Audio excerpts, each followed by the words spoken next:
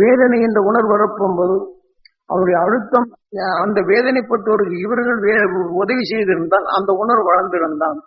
இந்த ஆன்மா அங்க போகும்போது விட இந்த உங்க அப்பாவுடைய ஆன்மா வெளிவந்த பின் உங்களுடைய ஈர்ப்பு ஓட்டத்துக்கு வந்து அந்த சப்தரிஷி மண்டலத்தை அடைய செய்யலாம். ஆனா அவருடைய குடும்ப சம்பந்தப்பட்டு சொன்னா அது ஒளி சரீரம் பெற செய்யலாம். இல்லை என்றால் இன்னொரு உடலுக்கு அது போய் ஏற்றிடும். ஆகவே அது உடல்ல பல சிரமங்களை வேணா குறைக்கும். ஆகவே இந்த உங்கள் தாயின் உங்க தந்தையின் உணர்வுகள் அங்க இருப்பதனால் நீங்க எண்ணியவர்கள் அந்த எந்த உடலுக்குள்ள அந்த ஒரு வட்டமா வரும். வட்டமா வந்து அவங்க துயரத்தை குறைக்கும் அந்த உடல்ல. அதனால இந்த உடலை விட்டு வெளிவந்த பின் உங்களுடைய ஈர்ப்போட்டத்துக்கு வந்து, ஏன்னா அந்த உணர்வின் தன்மை பெற்று இதை நீங்க விண்செலுத்தப்படும் போது இந்த உணர்வை அங்க அழித்து விடலாம். சொல்றதாச்சும் என்றால் இப்ப உங்க தாயின் தன்மை முன் சென்றதுன்னா எளிதில் உங்க தந்தையின் உணர்வு இன்னொரு உடலுக்குள் சென்றாலும் எளிதில் அங்கு ரெண்டு பேரும் இணைய வைத்திடலாம். அந்த ரெண்டு உணர்வு ஒன்றாகிவிட்டால் நீங்கள் விண் செல்வது ரொம்பவும் எளிது. அந்த ஈர்ப்பு வட்டத்தில் நாம் செல்லப்படும் போது நாம் பிறவியில்லா நிலை அடைவது மிகவும் எளிது. நம்ம மூதாதைகளை நாம் விண் செலுத்தப்படும் போது முன் அவர்கள் மனிதனாக பிறந்தார்கள், பின் அவர் வழியிலே நாம் வளர்ந்தோம். இந்த உடலை விட்டு சென்ற பின் அவர் ஒளியின் உடலாக்கினால் அவர் உணர்வு நமக்குள் இருப்பதனால் நாம் உடல் விட்டு சென்ற பின் அதன் உணர்வு சப்தரிஷிகள் என்று எண்ணும் போது அந்த உணர்வு நமக்குள் உறுதுணையா இருந்து இந்த இதே போல உங்க குல தெய்வங்களையும் இதே போல வணங்கி அந்த உணர்வை ஈர்க்க சக்தி பெற்று உங்களை எண்ண வைத்து அந்த உணர்வை ஈர்த்து பழகுவதற்கு இந்த இப்போ எல்லாம் தொடர்ந்து அந்த வேலைகளை செய்து. ஆகவே இதை யார் ஒருவர் பின்பற்ற வேண்டும் என்று பின்பற்றுவாரோ அவருக்கு கிடைக்கும். என்ன சாமி தியானத்துக்கு சொன்ன இருந்து சொத்தை சம்பாதிச்சிடலான்னு சொன்னா இதை விட்டுட்டு இங்க வர வேண்டியதில்லை. அப்புறம் மீண்டும் வேதனை என்று உணர்வு வர வேண்டியது. ஆக நம்மளுக்கு ஞானம் இல்லை என்றால் செல்வத்தை நாம் பாதுகாக்க முடியாது. செல்வம் இருந்தும் துயரத்தை தான் உண்டாக்குமே தவிர நீங்க அங்க நன்மை ஏற்படுதான். செல்வம் இருந்த குடும்பங்கள் எத்தனை பேர் நல்லா இருக்கிறாங்க. இப்ப சொல்றது உங்களுக்கு அர்த்தமாதான். இதே போன்ற மனிதனின் வாழ்க்கையும் இந்த மனிதனுக்கு பின் நாம் பிறவியில்லா நிலைகள் அடைய வேண்டும். அதுக்குத்தான் நம்ம உணர்வுகள் நம் உடலுள்ள அணுக்களுக்கு அந்த வீரிய சக்தியை ஊற்றி எப்போதெல்லாம் நம்ம சங்கடங்களை எண்ணுகின்றோமோ அது நம்ம உடலுக்குள் போகாதபடி அதை தடுத்து அதை ஆத்ம சுத்தி செய்து எங்கிருந்து வருதோ அவர்களுக்கு நல்ல உணர்வும் நல்ல செயலும் தர வேண்டும் என்று அவர்களுக்கு நல்லை பார்க்க வேண்டும். ஒரு நோயாளியை பார்த்து நாம் நுகர்ந்தால் அந்த நோயின் உணர்வு நமக்குள் வந்து ஒன்று ஆத்ம சுத்தி செய்து அந்த நோயின் தன்மையை நீங்கி அவருக்கு நல்லதாக வேண்டும் என்று அப்ப அந்த உணர்வு காதலை கேட்டு நுகர்ந்து அது மீண்டும் அது வழியழைத்து வந்தால் அங்க நல்லதாக இருக்கு. இல்லை என்றால் அவர் எடுத்துக்கொண்ட உணர்வு அங்க வருது. நீங்க என்னதான் ஒருத்தருக்கு சொன்னாலும் கூட என்னமோ சொன்னாரு மீம்பாங்க மறுபடியும் அந்த வேதனை தான் அனுப்பணும். ஆக நாம் அது உணர்வை யார் ஒருவர் கடைபிடிக்கின்றனோ உங்க வாழ்க்கை அதுங்க நலமாகும். அப்புறம் இதை துணை கொண்டு உடலை விட்டு பிரிந்து சென்ற இந்த ஆன்மாவை சூட்சும சரீரத்தில் சப்தரிஷி மண்டலத்தில் அடைய செய்வது. அதை அடைய செய்யும்போது எந்த பையன் அதை செய்தாலும் அவனுக்கு எண்ணும் போதெல்லாம் அந்த சப்தரிஷி மண்டலத்தை எடுத்து பல தீமைகளை ஒதுக்கும் சக்தி பெறுகின்றான். அவனுக்கு வருகின்றது. ஆனால் அவர்கள் குடும்பத்தில் உள்ளோர் எல்லாம் இதே போல அவங்க செய்தாங்க என்றால் அந்த துருவனைக்கான சப்தரிஷி மண்டலத்தோடு இணைந்ததனால் அந்த உணர்வு அந்த குடும்பத்தில் உள்ளவர் பெறுவார்களானால் அவர் உடல் அறியாத சேர்ந்த இருளை நீக்கி அந்த மெய்ப்பொருளை காணும் சக்தி அவர்கள் பெறுவார். அதுக்காக வேண்டிதான் அந்த குடும்பத்தோடு சேர்த்து உருக்கிணைந்து இவர் ஒருவர் செய்தாலும் எல்லாரும் சேர்ந்து அதை செய்தால் அதை செய்யலாம். இல்லை நீ செய்திருப்போ நான் என்றேன் என்றால் அவருடைய பிரியத்தை நாம் ஒன்றும் கெடுக்க முடியாது. அவர் இதே உணர்வானால்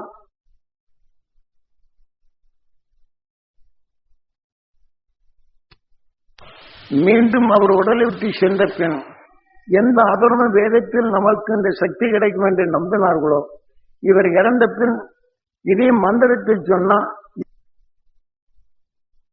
இவர் எந்த தெய்வத்தின் நிலை இருந்தாலும் அடுத்தவன் கையிலே அடிமையாகி மந்திரவாதிகளுக்கு உபயோகமாக போய் சேரும். ஆகவே அங்கே அவன் படாத பாடுபடுத்தி அதையெல்லாம் தேய்விரையாகி பின்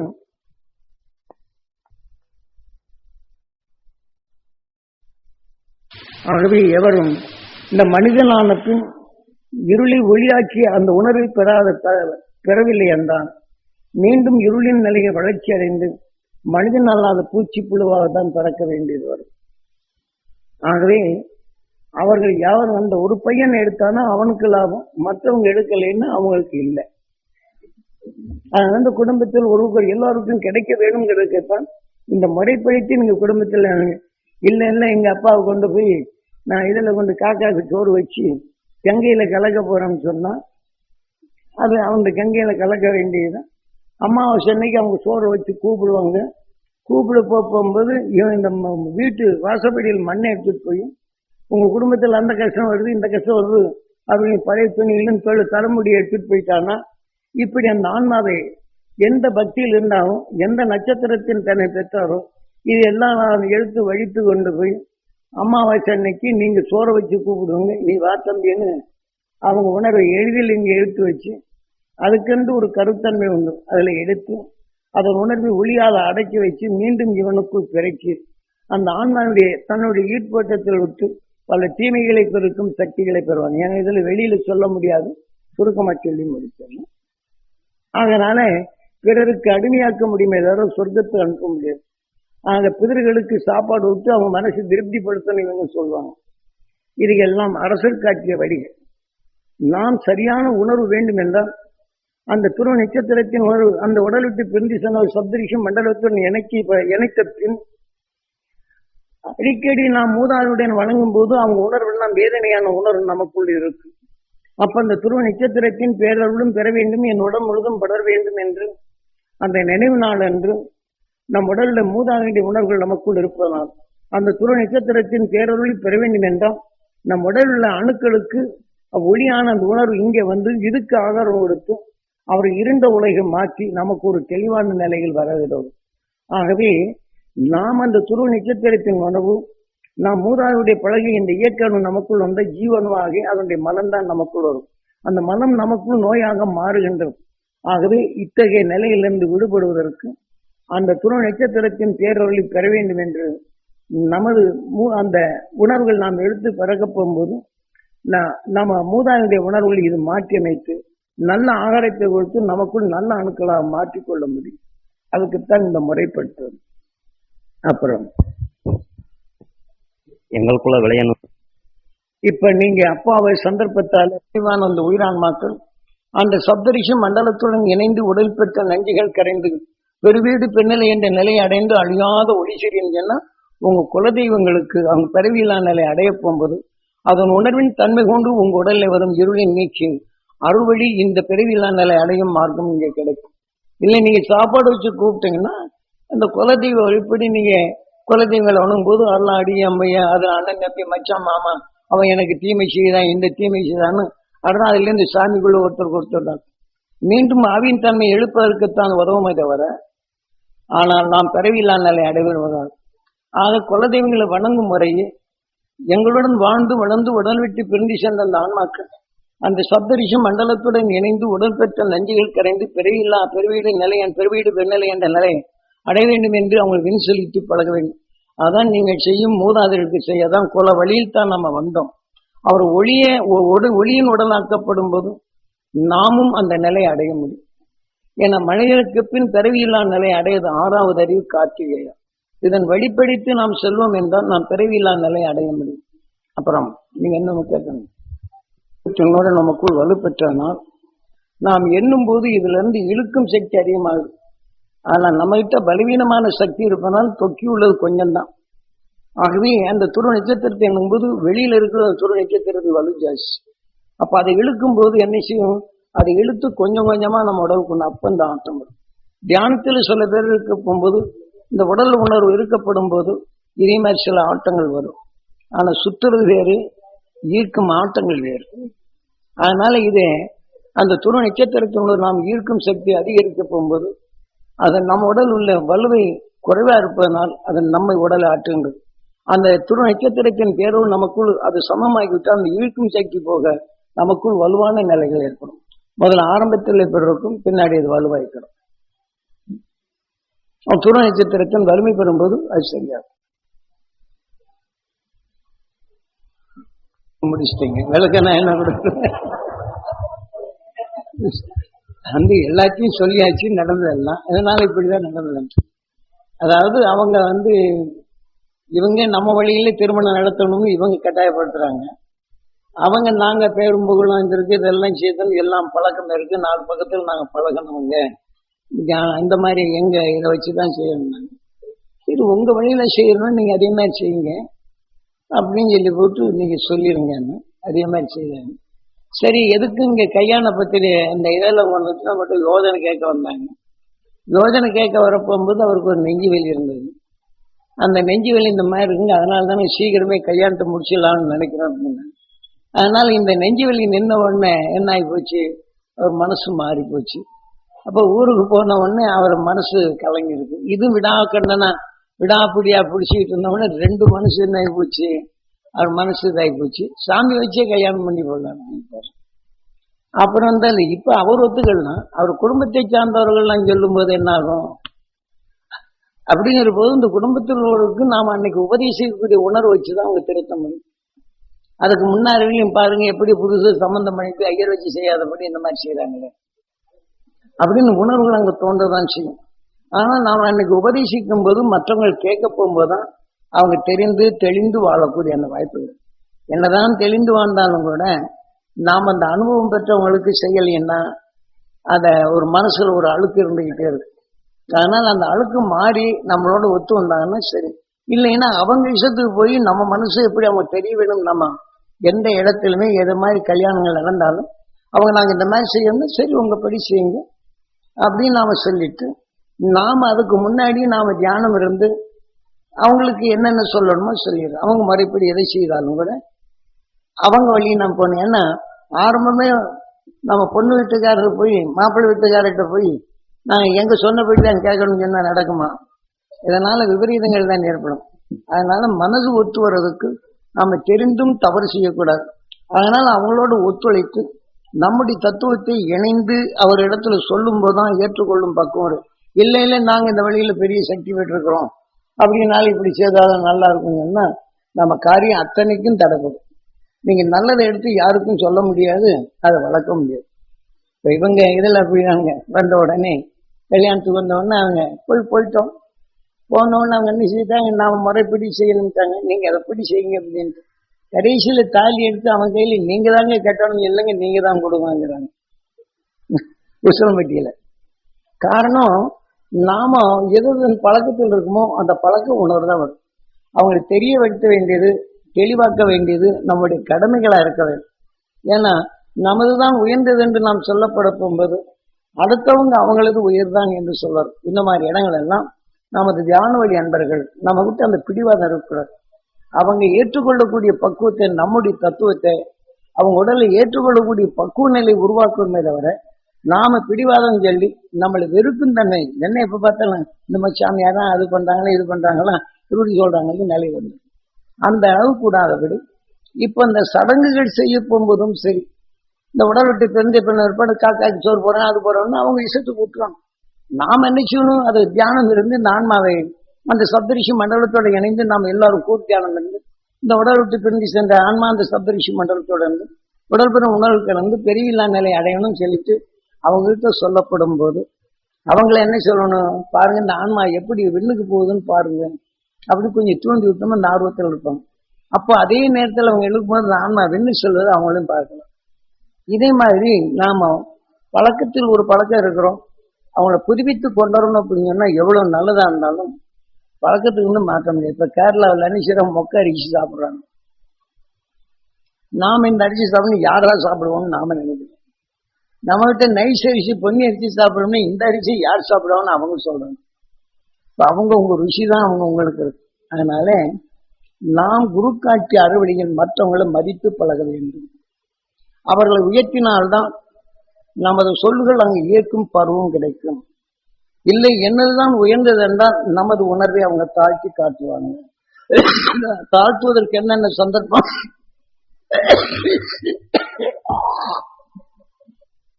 நாம நமது தத்துவங்களை அவர்கள் அணுகி போய் தான் சொல்ல முடியுமே தவிர கட்டாயப்படுத்தி யாருக்குமே துணிக்க முடியாது.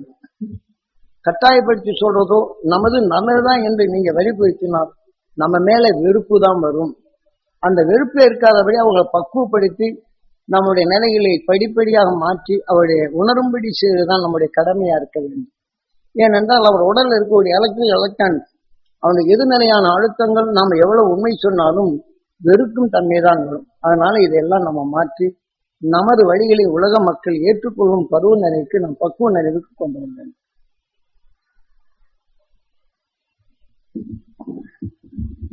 அப்புறம்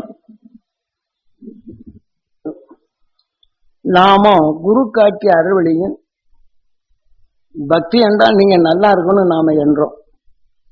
நம்ம வழியில் நீங்க நல்லா இருக்கணும், அந்த தெய்வீக அன்பும் தெய்வீக பண்பும் தெய்வீக அருளை பெற வேண்டும் நாம என்றோம். இது உண்மையான பக்தி.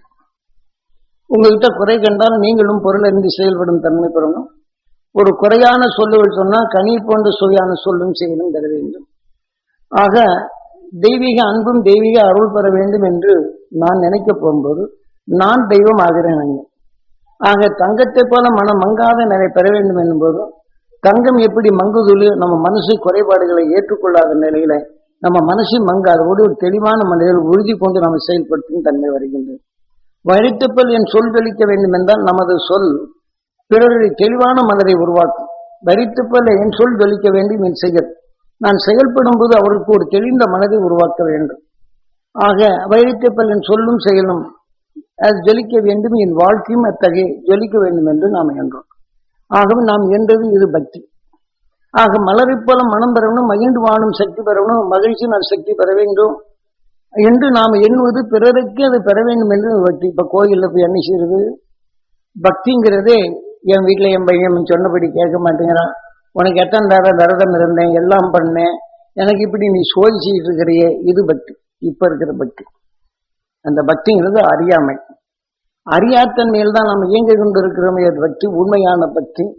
அங்கு எந்த தெய்வ நிலை இருக்கின்றதோ அதை பெற வேண்டும் என்று இயங்கி பெறுவதுதான் தெய்வம், அந்த உண்மையான பக்தி.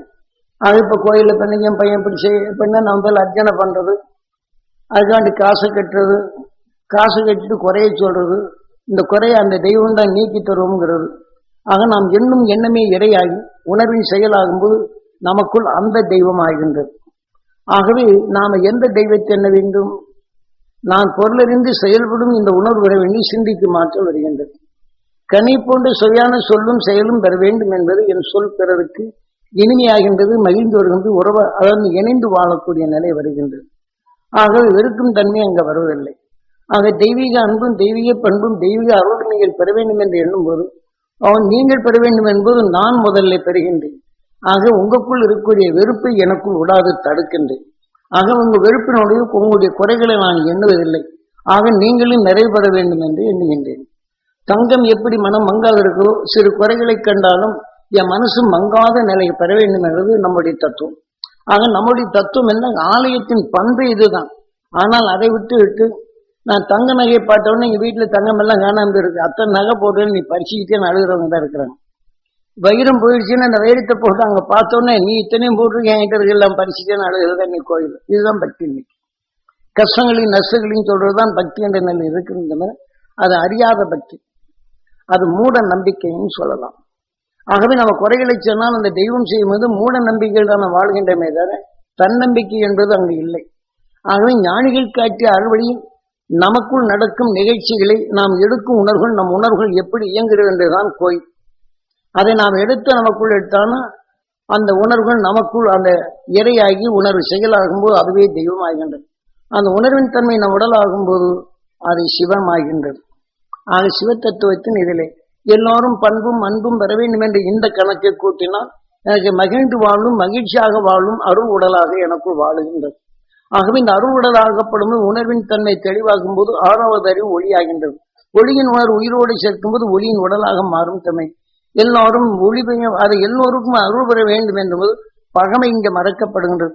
அவர்கள் அந்த ஒவ்வொரு நிமிஷமும் சந்தோஷமாக வாழ்வதை பார்த்து நாம சந்தோஷப்பட்டோம் என்றால் நமக்குள்ள அந்த மகிழ்ச்சி என்ற உணர்வு நமக்கு அருளியும் நாம் சிந்திக்கும் தன்மை கொடுக்கின்றது. இது கோயில்களில் அந்த அருள் பக்திகளை செலுத்துவதற்கு மாறாக மூட பக்திகள் தான் நாம் இருக்கின்றோமே தவிர இந்த மூட பக்தின்னு சொன்னாலே சிலருக்கு என்ன தப்பா நினைச்சுவாங்க. அதனால அது அரியா பக்தி என்று சொல்லலாம். அடுத்து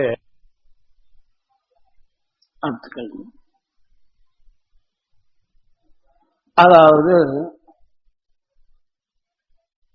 நாம் பள்ளிக்கு மாணவனை அனுப்புறோம். ஒரு பையன் படிப்பு மேல கருத்து சொல்லி புரிஞ்சுக்கிறான். இன்னொரு பையன் வந்து படிக்கும்போது என்ன செய்யறான், புரியுறது இல்லை. அவன் புரியலைங்கிற போது அடுத்த விளையாட்டு மேல அவன் கவனத்தை செலுத்தி அந்த விளையாட்டு மேல ஞாபகத்துக்கு போயிடலாம். பள்ளிக்கு போகும்போது எல்லாம் தெரிந்து வரவில்லை. இப்ப நாம ஞான பள்ளிக்கு வரப்போகும்போது தெரிந்து வரவில்லை, தெரிந்து கொள்றதுக்கு தான் இங்க வர்றோம். நம்ம குரு காட்டிய அருளியே ஞானத்தை தெரிந்து கொள்ளதான் வருகிறோம். அப்ப இங்க உபதேசிக்கும் உணர்வை அந்த ஞானத்தை பெற வேண்டும் என்று ஆசை உள்ளவருக்கு அதன் மேல வளர்ச்சி இருக்கும். அதே சமயத்தில் சாமிகிட்ட போனா ஏதோ தொழில கிடைக்குமா, தொழில லாபம் கிடைக்குமானா அந்த உணர்வோடு வர்றவங்களும் உண்டு. அவங்கள நான் வர வேண்டாம்னு சொல்ல முடியாது. அவருடைய சிரமங்கள் எதுவோ இந்த மாதிரி நீ செய், அது உனக்கு நன்மை தரும் அப்படின்னு அந்த முறைப்படி செய்தால் நன்மையாச்சு. நான் செய்தேன் நல்லா இருக்குங்கிறாங்க. நல்லா அனுப்பாடு அதை செய்ய வேண்டும் என்ற ஆர்வத்துல வர்றவங்க 1-2 தான் இருக்குது. நல்லா ஆகி போச்சுன்னா அதோட மறந்து போறவங்களும் உண்டு. ஒரு சமயம் தபவனம் ஆரம்பித்த புதுசுல ஒருவருக்கு 12 வருஷ காலமா வைத்த வலி, அது நீங்கவில்லை. அப்படிங்கிற நிலைக்கு வர்றாரு. அந்த பக்கம் திருப்பி போட்டுருவோம். நம்மளுக்கு வேண்டாங்க, உங்களுக்கு வேணாங்க வச்சுக்கோங்க.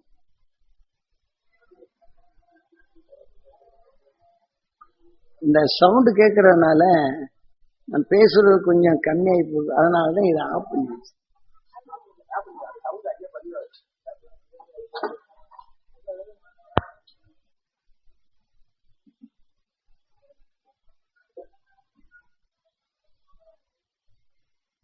ஏன் சுகத்துக்காக பார்த்தேன்னா மற்றவங்க கேட்கறதுக்கெல்லாம் போயிடும். அதில் ரெக்கார்ட் பண்ண போகும்போது இரும்பு துருணசாமி நல்லா பேசினா கேட்கலாம், கேசட் வாங்கி போனா அதுவும் இல்லாமல் போயிடும். நல்ல கொஞ்ச நேரத்துக்காக வேண்டி எல்லாரும் பெறக்கூடிய சந்தர்ப்பத்தை இருப்போம். நமக்கு வேர்த்தானே தன்னால அப்புறம் காஞ்சிட்டு போகும்.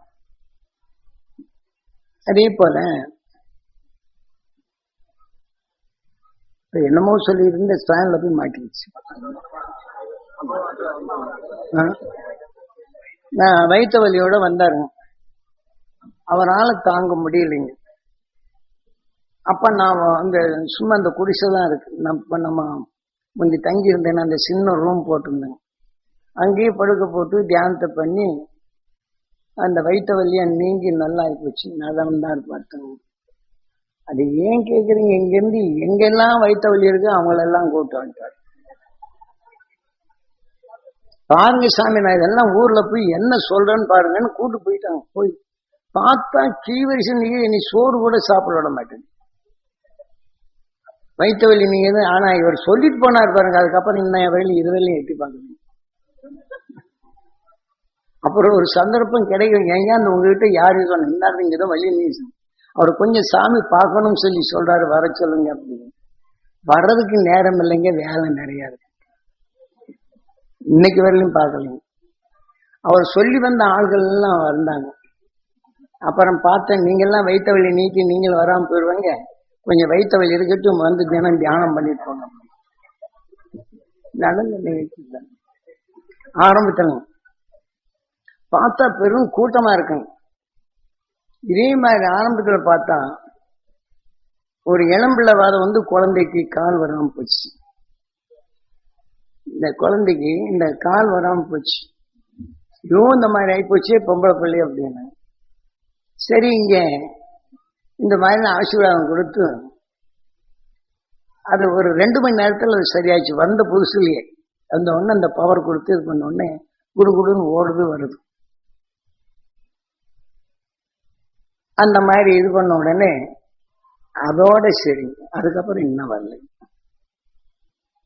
நான் என்ன செய்வேன், மீனுக்கு தூண்டில் போட்டா சாப்பாடு கொடுத்தா எப்படி நம்ம கையில சிக்கும், இந்த வயலில் இதை சரி பண்ணிட்டு இந்த ஞானத்தை புகட்டலான்னு பாக்குறாங்க. நீயா என்னை பிடிக்க முடியும்னு போயிட்டு இருக்காங்க இன்னைக்கு. இது நடக்குது இன்னைக்கு வரையும். அப்புறம் ஒருத்தர் வந்தாருங்க, இந்த இதுகள்லாம் கட்டினோன்னு இந்த மண்டபம் கட்டுறாங்க, அந்த மண்டபம் அவன் வந்தாருங்க, தூக்கிட்டு வந்தாங்க, நடக்க முடியாது. இங்க வந்து போட்டு நாங்க கேள்விப்பட்டோம்ங்க, வர்றவங்களுக்கெல்லாம் காலெல்லாம் நல்லா போய் எந்திரிச்சு நடக்கிறாங்கன்ட்டு. அதனால இங்க ஒரு வாரம் இருந்து தங்கி நல்லா இருக்கலான்ட்டு சரி இருங்கன்னு சொல்லி போட்டு அவரை நடக்க வச்சிருங்க. அவ்வளவுதாங்க. இங்க இருந்து அங்க ஓடினாரு, அங்க ஓடினாரு, இங்க ஓடினாரு, பார்த்தாருங்க. இனி எங்க ஊர்ல போய் இது ஓடி காமிச்சு ஊரே திரண்டு வரும் பாருங்க அப்படின்னாரு. நடன நிகழ்ச்சிங்க, ஊரே திரண்டு வரும்னாரு. அது வந்து நம்ம ஊரெல்லாம் பக்கத்துல தான் இருக்கும், ஊர் பேர் அப்படின்னு சொல்லி போட்டு ஓடுனாருங்க. இங்கிருந்து குடு குடு குடு குடுன்னு கையை பாருங்க, எல்லாரும் பாருங்க, எல்லாரும் பாருங்க. நான் எப்படி இருந்த 2 வருஷமா எனக்கு எந்திரிக்க முடியல. நான் டாக்டர்கிட்ட போய் மருந்து சாப்பிட்டேன், அது என்னமா ஆகி என் கை காலெல்லாம் வராம போச்சு. ஏன் 5 நாள்ல நல்லாகி போச்சு அப்படின்னு சொல்லி போட்டு இங்க வந்து சொன்னோன்னு ஓடுறாருங்க, அங்க ஓடுறாரு, இங்க ஓடுறாரு, எல்லாம் ஆச்சு. அப்புறம் கடைசியில என்ன ஆயிட்டாங்க, நான் ஊருக்கு போயிட்டு வரேங்க அப்படின்னாரு. ஊருக்கு போய் 15 நாள் ஆளை காணோம். கவந்தப்பாடிங்க, அவர் இருந்த ஊர் கவந்தப்பாடி. பானோடனே கவந்தப்பாடி இருக்கிறவங்க தெரிஞ்சா தெரியும், அந்த போறத வந்து ஷாப் கடை வச்சிருந்தது. பார்த்த உடனே எல்லாம் ஊருக்கு போனாருங்க. நேர திருப்பதி மலை மேல போய் நடந்து இங்கிருந்து போய் 50,000 ரூபாய் காணிக்க போட்டு 25,000 ரூபாய் செலவழிச்சு இங்க இருந்து போனவங்களுக்கெல்லாம் சாப்பாடு போட்டுருக்காரு. யாருங்க 15 நாளை காணணும். ஏன்னா அந்த 2 வருஷமா அந்த வெங்கடாஜலபதி இவரை கவனிக்கல, அதனால வெங்கடாஜலபதிக்கு அந்த காணிக்க முடிஞ்சு போட்டதுனால அவன் தான் என்னை நடத்தினார் நினைச்சாரு தவிர. ஆனா இந்த நிலையை அவர் என்ன இங்க இருந்து நடந்து போய் அந்த காணிக்கையை கொண்டு போய் போட்டுட்டு இங்க வந்தவங்களுக்கெல்லாம் செலவழிச்சு போயிருக்கிறாங்க. அப்ப அங்கிருந்து நடந்து இங்க மலை மேல நடந்தே போனவங்க இந்த காணிக்க போட்டு வந்துடணும். அதனாலதான் இங்க லேட் ஆகி போச்சு அப்படின்னாரு. ஒரு சீத்தா மரமும் 3 வருஷத்துல காய்க்கக்கூடிய மரமும் தென்னை மரமும் கொண்டு வந்திருக்கணும். இது நான் இங்க ஊனணும், என் கையாரையும் ஊனணும் அப்படின்னாரு. வந்து இதெல்லாம் வச்சு ஒன்னாரு அந்த 2 மரத்துல 1 வெட்டிட்டோம், 1 இருக்குது, இன்னும் காய் காய்க்கலைங்க. நான் காய் காய்க்கலைங்க, அது 10 வருஷத்துக்கு பக்கம் ஆகும். 3 வருஷத்துல காய்க்கிறது 10 வருஷம் ஆச்சு காய்க்கல. 1 மரம் வெட்டியாச்சு, இன்னொரு மரம் இருக்கு. இந்த பாலக்கீட உடலைங்க, அந்த அளவுல அங்க இருக்குது. அந்த சீத்தா மரம் இருக்குது, இன்னும் ஒரு பழம் கூட காய்க்கலைங்க, அது இங்க இருக்குது. இதுதான் அந்த தோப்புக்குள்ள வச்சிருக்கோம். ஏன்னா இது மரம் நனங்கள் பட்ட உடனே இதுவும் வளரல, இந்த சீத்தா மரம் வளர பழமும் காயில மரமா இருக்கு. இதுதான் நடந்தது.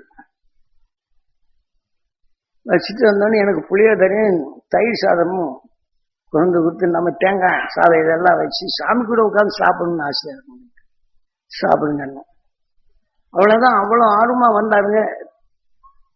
2 வாரமா 3 வாரமா வந்தாரு. அப்புறம் அவரும் வரலைங்க. இந்த மாதிரி அந்த ஆர்வம் யார் ஒரு சாமியை போட்டு தூக்குறாங்களோ அவ்வளவுதானுங்க, அதோட சரி. அப்புறம் சாமி சக்தி அதோட போயிடுச்சு. ஆனா நான் நினைக்கிறது இதுலயாவது நல்லதாக்கி அதுல இந்த ஆன்மாவினுடைய நிலைகளை வலுப்பெற செய்து அவங்க இந்த நல்லதானாங்க. நான் அப்ப சொல்றது, நீங்க நல்லதானீங்க, இதே போல யாருக்கா வந்தாங்கன்னா நல்லதாயிப்போ நீங்க சொல்லுங்க, நோய் நீங்கி போகும் அப்படின்னு சொல்றதுக்காக வேண்டி இப்படி ஏன்னா மீன்ல தூண்டில இதை இறைய போட்டு பிடிக்கிற மாதிரி கஷ்டத்தை போச்சு நம்ம வழியில் வந்தாங்கன்னா வருவாங்கன்னு நினைக்கிறேன். அது கடைசியில் நம்மளுக்கே டிமி கொடுத்து வர்றவங்க தான். எதை தப்பி தவிர இன்னைக்கு வர்றவங்க யாரெல்லாம் வர்றாங்க, நம்ம பிறவில்லா நிலை அடையணும்னு அந்த இருக்கக்கூடியவங்க தான் வர்றாங்க. அதை பெறணும்னு வர்றாங்க. இருந்தாலும் கூட கொஞ்சம் பணம் வேணுமே சாப்பாட்டுக்கு அப்படின்னு அதுலயும் கொஞ்சம் தலை சுரண்டல் வந்துடுது. வந்த உடனே பணத்து மேல ஞாபகம் நம்ம ஆத்மசித்தி விட்டுறாங்க. பணம் அது பெருசாக போகும்போது இது விட்டுறாங்க. அப்ப நம்ம எடுக்கிற நிலை என்ன செய்யுது, எங்க வர்றது? சாமி நீங்க சொன்னதுதான் செய்துட்டு வரீங்க அப்படின்னு சொல்றாங்க, நடக்க மாட்டேங்குது. ஆனா அதே சமயத்தில் ஒருத்தர் ஒண்ணுமாக நேற்று வந்தவர், அவருக்கு பாருங்க நடக்குது, எனக்கு நடக்க மாட்டேங்குது. அவர் ஆர்வத்தோட வர்றாரு, நடக்குது. ஆனா அதே சமயத்தில் நடக்குது, வரமாட்டேங்கிறான். நான் எப்பயுமே வந்துகிட்டு எனக்கு நடக்க மாட்டேங்குது. ஏன்னா சாமி கூடவே இருக்கிறதுனால சாமி செய்வாருங்கிற எண்ணத்தில் தான் இருக்காங்க. சாமி சொன்னதை எடுத்து நம்ம நடத்துவோம் அப்படிங்கிற அந்த நிலையில் இப்படித்தான் நம்ம ஆன்மீகம் எப்படி போகுதுன்னா, இந்த உலக பந்தத்தோட தான் ஒட்டி வாழ்கின்றதை தவிர நமது குரு காட்டிய வழியில அந்த ஞான வழியில நாம் தீமைகளை அகற்ற முடியும், நம் வாழ்க்கையை உயர்த்த முடியும், உயர முடியும். அந்த தன்னம்பிக்கை யாருக்கு இல்லை. சாமி செய்வார், சாமியார் செய்வார், ஜோசியம் செய்யும். இதில் தான் இங்கே விட்டாச்சுன்னு இதை நல்லைன்னு அப்புறம் ஜோசியக்கார்கிட்ட கூட போவாங்க. அப்புறம் தான் இதுதான் இருக்குது வாஸ்து சாஸ்திரம். அந்த வாஸ்து சாஸ்திரத்தை போய் பார்த்து அவர் என்ன சொல்றாரு, அங்க போய் கேட்டு வந்துடலாமா, இப்படி சுத்துவாங்க ஒவ்வொரு வழியா. அவங்க என்ன சொல்லுவாங்க, வீட்டை இப்படி உடைச்சி இந்த கதவை இப்படி மாற்றி வச்சிருங்க, முந்தி நல்லா இருந்திருக்கும், இடவெளியில் தான் இப்படி இருக்குது. இவர் வந்து பார்த்தோன்னே இதை இடிச்சு வச்சிட்டோன்னா சரியா போகும். அதுவும் விட்டாச்சுன்னா நீ மாதிரி உன் எழுத்தை இப்படி தலைகீழ மாற்றி வச்சுட்டேன்னா அதுல உனக்கு சக்தி வருங்கிறான். ஆனா இவன் எண்ணத்துக்கு தகுந்த மாதிரி சொன்ன உடனே அதை நடத்து பாக்குறது. இப்ப நான் அதையும் விட்டுறது. இப்படித்தான் இந்த வாழ்க்கையில இந்த மனித உடலுக்குத்தான் நம்ம பெற முயற்சிக்கிறோமே தவிர, இந்த மனித உடலுக்கு பின் இருளை நீக்கி நாம் பிறவியில்லா நிலை அடைய வேணுங்கிற யாருக்கு அந்த எண்ணம் பெரும்பகுதி வர்றது. கொஞ்ச நாள் தான் வாழ்றோம். ஞானிகளோ மகரிஷிகளோ யாரும் இன்னும் உடலோட இருக்கிறாங்களா? நம்ம குருநாதர் உடலோட இருக்கிறாரா? இவ்வளவு பெரிய சக்தி பெற்றாரு இருக்கிறாரா? ஒளியின் உடலா இருக்கிறார், இந்த உடல் இல்லை. இப்ப அவர் பின்பற்றி உணர்வோட சொன்ன நாமும் ஒளியின் உடலாக இந்த உடல்ல பல துன்பங்களை அணிவிக்கிறோம். அந்த துன்பம் என்ற விஷயத்தை ஒளியாக மாற்றிட்டு இருக்கிறாங்க அவங்க. அது அழியா செல்வம் வேணுமா, அந்த அழிஞ்சு போற செல்வம் வேணும். இது சாகா கலை. இன்னைக்கு நம்முடைய ஆசை நிமித்தம் ஒண்ணு கிடைக்கலைன்னா வேதனை என்ற உணர்வு. வேதனை என்றாண்டு உங்க ஆசையெல்லாம் அழிஞ்சு அடியோடு நாசமாயி போகுது. விஷத்தின் தன்மையே ஆகுது. ஐயோ அம்மா அம்மா அம்மா அம்மா அம்மான்னு கட்டிக்கிட்டான் போறோம். இந்த தேடி சொல்வத்தை ஏதாவது வச்சிருக்கிறோமா? குழந்தை நல்ல உடம்புல நோயா இருக்கும்போது நல்ல துணிகளை கொடுத்தோம் நம்ம உடுத்துறோமா? தூக்கி அப்படிங்கிறோம். ஆனா இது மேலதான் பற்று இருக்கின்றதே தவிர அந்த பேரின்ப பெருபற்றுங்கிற வகையில நமக்குள் வர்றதே இல்லை. இன்னைக்கு எடுத்துக்கொண்டா வாழ்வும் இல்லாம சாவா, ஒன்று வாழ்வும் இல்லாம தற்கொலை பண்ணுவோம். வீடுகள்ல தான் வருது. தான் சொன்ன நிலையை பிடிவாதமா செயல்படுத்தணுங்கிற இந்த எண்ணம் தான் வருது. நம்ம எது ஆட்சி படைக்குது அதுல இருந்து நான் தப்புவது என்னன்னு வருவதில்லை. ஆக ஒரு உணர்வின் இயக்கத்தில் நாம் அடிமையாகின்றோமே தவிர இந்த ஆறாவது அறிவால் அதை அடிப்படை செய்து ஞானத்தை வெளிப்பட்டு கொண்டு வருவோங்கிற ஞானம் யாருக்கும் வருது. அதைத்தான் நம்ம கொடுக்குறோம், எடுக்கிறது இல்லை. ஏன்னா அதுக்கு வர்றாங்களா? ஆகவே நாம மேலே ஏறி வந்தாலும் கூட அதான் அந்த காலத்துல பரமபதம் என்ற சொர்க்க வாசல் அன்னைக்கு பரமபதம் விளையாடுவாங்க. முதல்ல தாய கட்டி உருட்டிட்டு வருவாங்க. அதை போட்டு உருட்டிட்டு வர போகும்போது முதல்ல ஏணியில் ஏறி மேலே போகும். அப்படி விறுவிறுன்னு போன உடனே மேல பரமபதத்துக்கு போகக்கூடிய நிலைமைக்கு வந்த உடனே ஒரே குஷி. அடுத்தபடி தாயம் ஒண்ணு பெரிய பாம்புல போய் தின்னு சர்ன்னு கீழே வந்துடுது. எங்க வந்தது? பண்டிகையில கொண்டு கொடுத்துருப்பாங்க. நம்ம ஆசையின் நிமித்தம் நாம் என்னும் இந்த தாயத்துல தான் இருக்கின்றது. கடைசியில பண்டி என்ன செய்து நாட்டத்தை பலர்ந்து நல்லது வந்த போல மீண்டும் சுத்தப்படுத்தி தான் நீ மேல வரணும்.